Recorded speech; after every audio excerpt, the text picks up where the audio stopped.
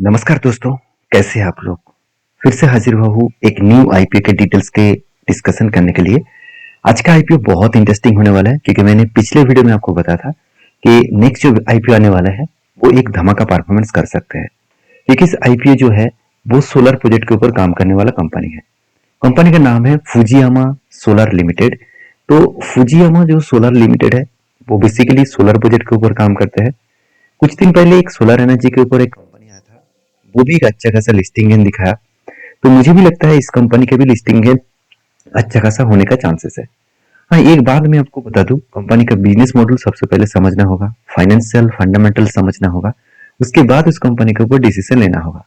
हाँ, जो बहुत सारे लोग ये सोच रहे हैं कि ये कंपनी मुंबई इंडियंस में एडवर्टाइजमेंट में इसका नाम शामिल है, मतलब फुजियामा जो सोलर्स है वो मुंबई इंडियंस को ऐड करने के लिए पैसा खर्चा करते हैं। इसका मतलब ये नहीं कि इस कंपनी बहुत तगड़ा होगा। किसी भी सेलिब्रिटी, किसी भी क्रिकेटर, कोई भी बड़े लोग अगर आपको किसी भी कंपनी के प्रोडक्ट के ऊपर ऐड कर रहे हैं, मतलब एडवर्टाइजमेंट कर रहा है, तो सोचना मत ये वो कंपनी बहुत अच्छा होगा। हाँ, ये देखना पड़ेगा कि कंपनी का बिजनेस मॉडल्स एंड स्ट्रेटेजीज कितना अच्छा है। देखिए, कंपनी के बिजनेस के बारे में बात करूँ तो 4 अलग-अलग मैन्युफैक्चरिंग प्लान है और 29 ईयर्स इस फील्ड में काम कर रहे हैं और प्रोडक्ट्स इसकी है 522 के आसपास। अगर मैं और भी डेटा के बारे में बात करूँ तो रीड मोर में क्लिक करेंगे तो आपको पूरा डिटेल्स और भी यहाँ पे पता चलेगा। देखिए, फुजियामा पावर सिस्टम लिमिटेड जो बेसिकली एक टेक्नोलॉजी ड्रिवन कंपनी है जो सोलर एनर्जी के ऊपर सॉल्यूशंस के ऊपर काम करते हैं, जहाँ पे सोलर पैनल, सोलर इन्वर्टर्स, साथ ही साथ इन्वर्टर बैटरीज, इस तरीके से 522 एसक्यूवी कैटेगरीज में काम करते हैं। साथ ही साथ ऑनलाइन जो यूपीएस है, साथ ही साथ ऑफलाइन यूपीएस, सोलर मैनेजमेंट, तो इस तरीके से चीजों के ऊपर कंपनी काम कर रहे हैं।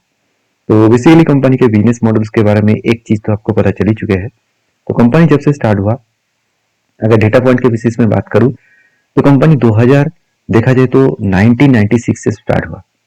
तो 1996 में स्टार्ट हुआ, उसके बाद देखिए धीरे धीरे 2000 में कंपनी कुछ first Indian company to develop S M T inverter inverter पहले बनाया 2000 साल में फर्स्ट इंडिया में।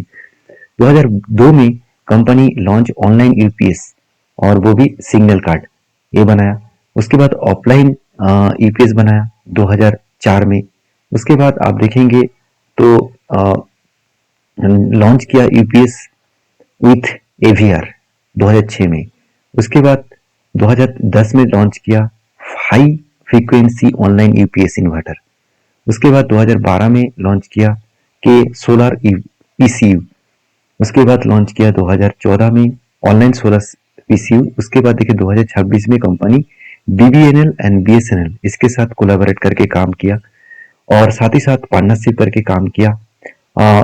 2019 में company started with 200 plus shops pan India, मतलब 200 से भी ज्यादा पैन इंडिया में शॉप्स ओपन किया।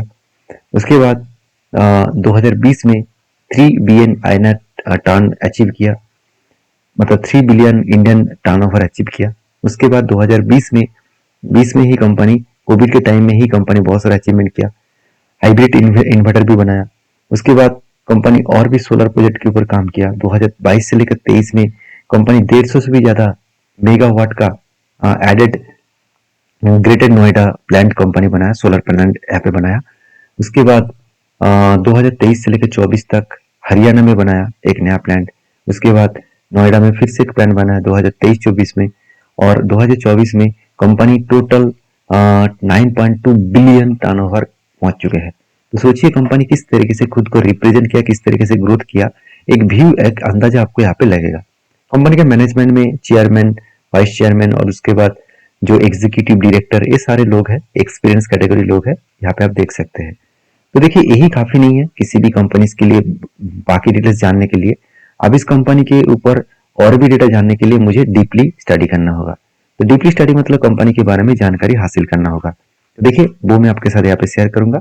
देखिए सारे पॉइंट्स तो मैंने आपके साथ डिस्कशन किया, कंपनी किस कैटेगरी में काम कर रहा है, इसके ऊपर मैं ज्यादा चर्चा नहीं करूंगा। और तो मोटा मोटी आपको एक अंदाजा लग चुका है कि कंपनी बिजनेस किस फील्ड में है और उस फील्ड का ग्रोथ क्या है। ऑब्वियसली सोलर प्रोजेक्ट के ऊपर, इन्वर्टर कैटेगरीज के ऊपर बहुत तेजी से ग्रोथ हो रहा है और भी तेजी से ग्रोथ होने वाले हैं।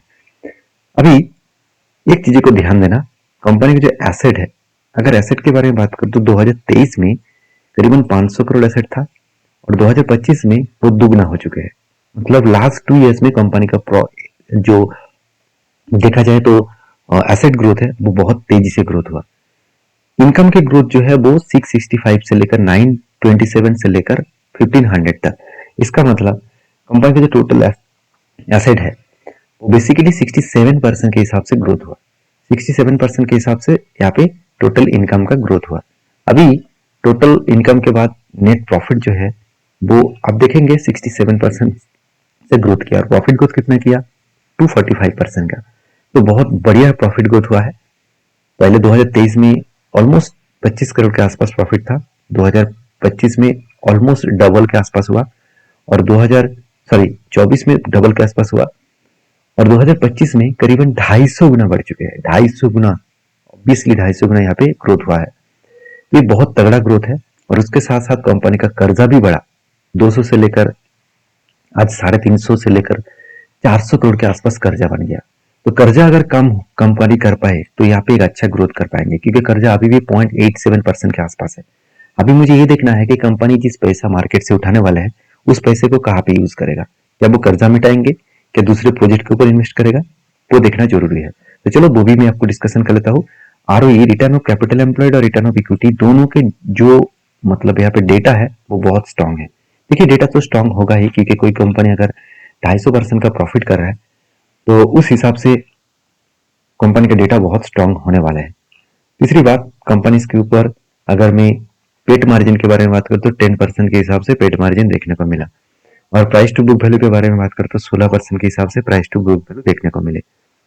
एक चीज नोटिस करेंगे तो कंपनी के जो मतलब आईपीओ का जो अर्निंग पर शेयर है वो 5.5 रुपीज के आसपास है और पी रेशियो करीबन 40.5 रुपीज के आसपास है।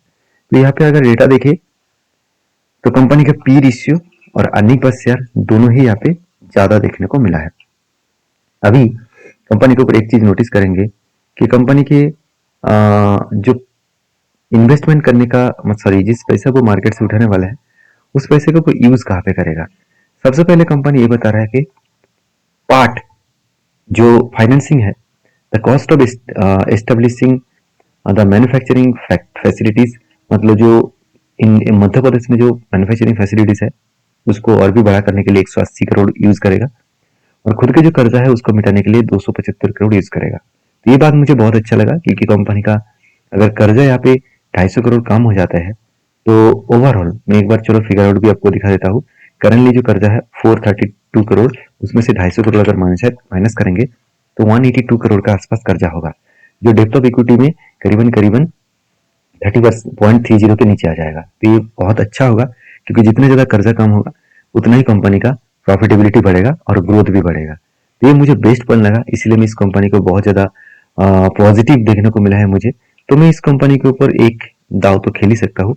तो ऑब्वियसली इस कंपनी के ऊपर मैं लास्ट डे में जरूर काम करूंगा, लास्ट डे में डेटा देखकर ही काम करूंगा। तो उसके मतलब उस दिन मैं आपके साथ जरूर शेयर करूंगा सारे डिटेल्स को। और तो चलो अभी कुछ डेटा और भी देख लेते हैं। जैसे इस कंपनी का आईपीओ डेट है 13 तारीख से लेकर 17 तारीख तक।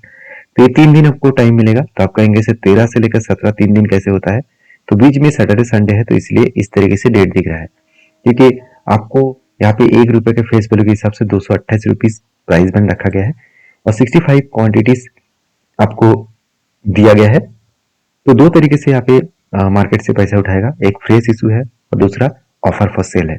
तो कुल मिलाकर टोटल मार्केट से वो 828 करोड़ वो उठाने वाले हैं। उनमें से ज्यादा पैसा बिजनेस में इन्वेस्ट करेगा 600 करोड़ और 228 करोड़ प्रोमोटर में जेब में जाएगा। देखिए आप कहेंगे सर ये पैसा भी तो यूज करना चाहिए था, ऐसे बिल्कुल नहीं।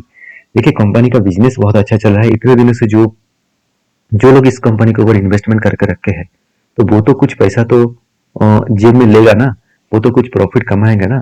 तो इसलिए वो इस पैसे को वो ऑब्वियसली अच्छा खासा यूज करने वाले हैं।